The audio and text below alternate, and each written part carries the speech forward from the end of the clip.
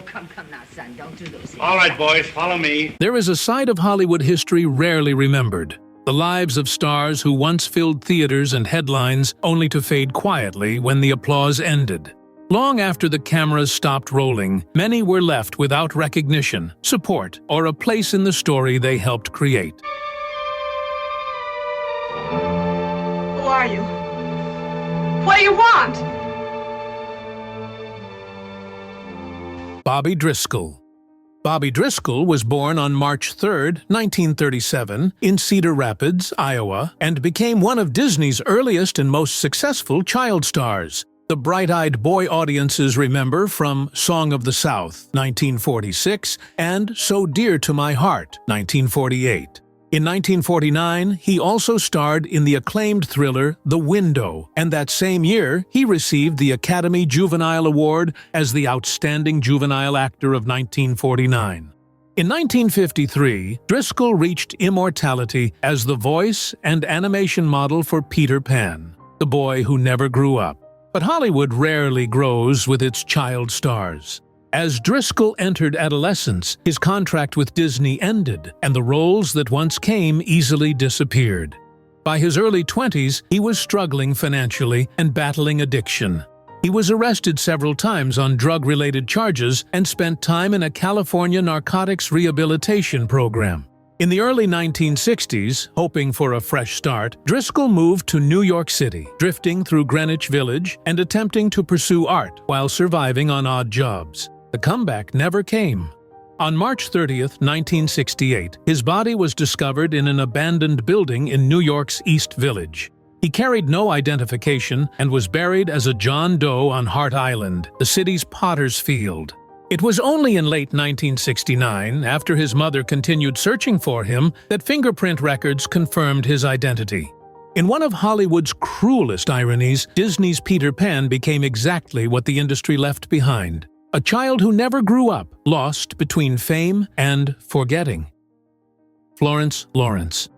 Long before the term movie star even existed, Florence Lawrence made audiences care about the person behind the face on screen. Born January 2, 1886, in Hamilton, Ontario, she began acting for Biograph Studios in 1906, at a time when film performers were deliberately kept anonymous. Yet, her expressive face and natural grace made her instantly recognizable. Audiences knew her simply as the Biograph Girl, and began asking for her name. By 1910, Florence had become one of the most famous women in the world, appearing in hundreds of early films and helping to create the very concept of celebrity. That same year, producer Carl Laemmle famously staged a fake newspaper report announcing her death, only to reveal her alive and under contract with his new company. It was one of the earliest publicity stunts in film history, and Florence Lawrence became the first performer to be openly promoted by name. But fame in early Hollywood was fragile. A devastating studio fire destroyed many of her films and personal belongings. Failed marriages, health problems, and the rapid rise of younger actresses slowly pushed her aside. By the 1930s, the woman who had invented stardom was living in near poverty, working occasional jobs far from the spotlight. On December 28, 1938, at the age of 52, Florence Lawrence took her own life by ingesting poison. Her death received little attention, a quiet end for someone who had once defined the industry itself. She was buried at Hollywood Forever Cemetery in an unmarked grave. For more than half a century, there was no public marker to identify her resting place. Only in 1991, after renewed interest from film historians and classic Hollywood admirers, was a memorial plaque placed bearing the words, "The Biograph Girl, the first movie star." It was a simple tribute, and a long-overdue acknowledgement of the woman who gave fame its first face, only to be forgotten by the world she helped create. Marie Prévost. In the golden glow of silent Hollywood, Marie Prévost was one of its brightest and most approachable stars, a Canadian-born actress whose warmth and wit made her feel real in an industry built on illusion. Born November 8, 1896, in Sarnia, Ontario, she entered films through Mack Sennett's Bathing Beauties, quickly standing out not just for her looks, but for her timing and natural charm. By the early 1920s, Marie had moved well beyond comedy shorts, starring in popular films such as Don't Change Your Husband, 1919, The Married Flapper, 1922, and later The Marriage Circle, 1924, under director Ernst Lubitsch, who recognized her dramatic ability. For a time, she seemed poised for lasting success. But the arrival of sound films changed everything. Marie's voice, age, and screen image no longer matched what studios were seeking. As leading roles disappeared, isolation set in. By the early 1930s, she was reduced to minor parts, her confidence eroded by rejection. Alcohol replaced applause, and loneliness replaced admiration. Marie Prevost died on January 21, 1937, in her Los Angeles apartment. The official cause of death was acute alcoholism and malnutrition. With no one checking on her, her body was not discovered until 2 days later, after neighbors complained about the constant barking of her dachshund, who had remained by her side. Marie was cremated, and her ashes were interred alongside her mother's at Hollywood Memorial Cemetery, now known as Hollywood Forever. There were no crowds, no headlines, no lasting tribute from the industry she had once served. Yet, in the films that survive, Marie Prevost still shines, funny, warm, and deeply human. A reminder that Hollywood's brightest smiles often concealed its quietest heartbreaks. Virginia Rappe. Before Hollywood became defined by scandal, it had Virginia Rappe, a young woman whose death exposed how quickly an industry could turn away from one of its own. Born July 7, 1891, in Chicago, Rappe grew up in modest circumstances and was determined to escape poverty through the emerging world of motion pictures. Tall, striking, and fashionable, she first worked as a model before finding roles in silent films. By her mid-20s, she appeared in productions such as Paradise Garden, 1917, and His Musical Sneeze, 1919, gradually building a career at a time when Hollywood itself was still taking shape. Fan magazines portrayed her as elegant and enigmatic, a rising figure whose future seemed just out of reach. In September 1921, Virginia attended a Labor Day weekend party at San Francisco's St. Francis Hotel, hosted by popular comedian Roscoe "Fatty" Arbuckle. During the gathering, she became severely ill. Over the next several days, her condition worsened, and on September 9, 1921, she died at the age of 30. The official cause of death was peritonitis resulting from a ruptured bladder. What followed was one of the most sensational media storms of early Hollywood. Arbuckle was accused of assault and manslaughter, and the case dominated headlines across the country. 3 highly publicized trials followed. The first 2 ended without verdicts, and the third resulted in Arbuckle's full acquittal, with jurors formally apologizing for the injustice he had endured. By then, however, the damage was done. Virginia Rappe's career ended not with remembrance, but with silence. Her name became known primarily through scandal rather than her work, and sympathy was scarce. Hollywood moved on, leaving her story unfinished. She was laid to rest at Hollywood Memorial Park Cemetery, known today as Hollywood Forever. There was no grand tribute from the industry that had once promised her opportunity. Only decades later did historians and silent film enthusiasts begin to separate her life from the headlines that defined her death. Today, a simple marker bears her name and dates: 1891, 1921, no epitaph, no explanation, just a name, finally allowed to exist beyond the scandal that once erased it. Lou Tellegen. There was a time when Lou Tellegen seemed to embody everything Hollywood desired: beauty, talent, and international fame. Born November 26, 1881, in Sint Pancras, Netherlands, he rose to prominence on the European stage, performing in Paris and London, where audiences were captivated by his striking looks and romantic presence. By the early 1910s, he was among Europe's most admired leading men. His life changed dramatically when he met the legendary Sarah Bernhardt, nearly 40 years his senior. Their relationship, part mentorship, part romance, brought him worldwide attention. Touring together, they became a theatrical sensation, and in 1915, Tellegen followed Bernhardt to Hollywood.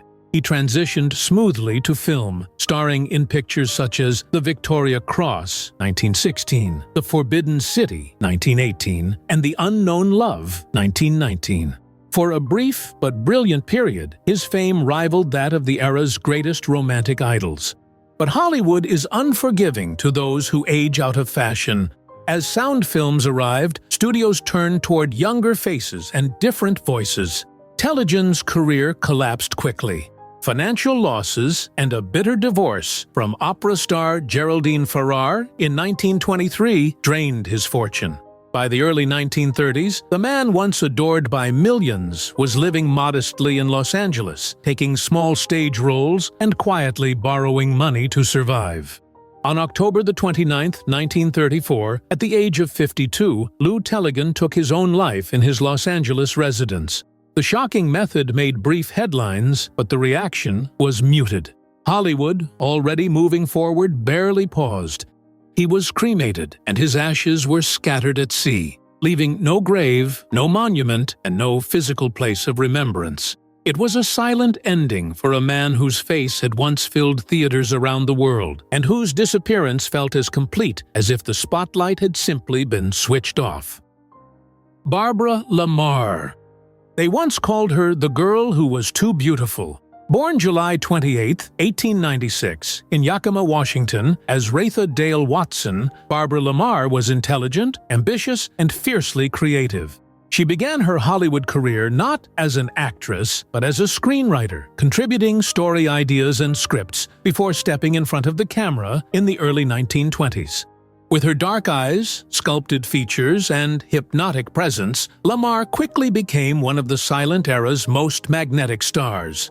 She appeared opposite Douglas Fairbanks in The Three Musketeers, 1921, and followed with major roles in The Prisoner of Zenda, 1922, and Souls for Sale, 1923. Critics praised her intensity. Audiences were captivated by her tragic elegance. Behind the glamour, however, was relentless pressure. Grueling filming schedules, turbulent personal relationships, and the constant demand to maintain perfection took a heavy toll. Lamar turned to morphine, initially prescribed for pain, but increasingly used to cope with exhaustion and emotional strain. Her health deteriorated rapidly. By 1925, she was seriously ill. She collapsed during the filming of The Girl from Montmartre and was hospitalized. On January 30, 1926, at just 29 years old, Barbara Lamar died from tuberculosis complicated by nephritis. Her funeral at Hollywood Memorial Park Cemetery, now Hollywood Forever, drew thousands of mourners, a final reminder of how beloved she once was. Yet fame faded quickly. Lamar was interred in a crypt at the cemetery, and in the years that followed, her name slowly slipped from public memory. Today, her resting place remains quiet. Those who rediscover her films often speak of a performer who burned with rare intensity, a woman whose beauty and talent flourished briefly, then vanished in a Hollywood that demanded everything and gave little back. Rondo Hatton.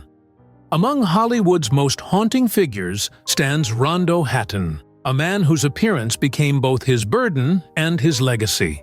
Born April 22, 1894, in Hagerstown, Maryland, Hatton was once athletic, handsome, and intellectually gifted. After serving in World War I, he began to show symptoms of acromegaly, a rare pituitary disorder that gradually enlarged his facial bones, hands, and jaw, transforming his features over time. In the early 1930s, Hatton lived quietly in Tampa, Florida, working as a journalist and avoiding public attention.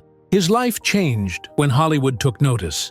Studio scouts recognized that his distinctive appearance could be used on screen, and he was soon offered roles in films that leaned into visual shock rather than character depth. Universal Studios cast him in a series of horror films, most notably as The Creeper in The Pearl of Death, 1944, House of Horrors, 1946, and The Brute Man, 1946. On screen, Rondo Hatton embodied menace. Off-screen, those who knew him described a courteous, soft-spoken, and thoughtful man, acutely aware of how the industry used him, yet grateful for steady work during a time when few opportunities existed. His health, however, continued to decline. In February 1946, at just 51 years old, Hatton died of a heart attack. His passing received little attention outside genre circles. He was buried at American Legion Cemetery in Tampa, and for many years his grave attracted almost no visitors. Only decades later did horror fans and film historians begin to seek out his resting place and ensure that his name was properly marked and remembered. Today, his legacy lives on through the Rondo Hatton Classic Horror Awards, which celebrate excellence in horror filmmaking, a reminder that a man once reduced to his appearance ultimately became an enduring symbol of the genre he helped define. Schlitzie. Schlitzie lived one of the most unusual and quietly heartbreaking lives in Hollywood history. Born around 1901, he suffered from microcephaly, a condition that limited his growth and cognitive development. Even his real name remains uncertain. Records variously list him as Schlitzie Surtees or Simon Metz. Barely 4 feet tall and often dressed in loose gowns, he carried a childlike innocence that never left him. From an early age, Schlitzie was exhibited in circuses and sideshows, promoted under dehumanizing labels such as The Last of the Aztecs or The Missing Link. Audiences came to stare, but many left unexpectedly moved. Those who knew him personally described a gentle soul who loved music, clapping, and performing, not out of obligation, but genuine joy. In 1932, Schlitzie appeared in Todd Browning's Freaks, a film now recognized as groundbreaking for casting real sideshow performers. Amid its unsettling imagery, Schlitzie's warmth stood out. His presence transformed moments of shock into something deeply human. After the film, he continued performing for decades, cared for by friends who treated him more like family than spectacle. When Schlitzie died in 1971 in Los Angeles, he had no known relatives to claim his body. He was buried at Queen of Heaven Cemetery in California, in a grave that remained unmarked for many years. Only later did admirers and fans raise funds to place a headstone bearing his name. Today the stone reads, Schlitzie Surtees, 1901 to 1971. It is a small marker for a life shaped by exploitation, yet remembered for something rarer: joy without bitterness, kindness without resentment, and a spirit that endured long after the crowds had gone. Mabel Normand. If Hollywood ever had a spirit of laughter, it was Mabel Normand, one of the most important figures in early screen comedy.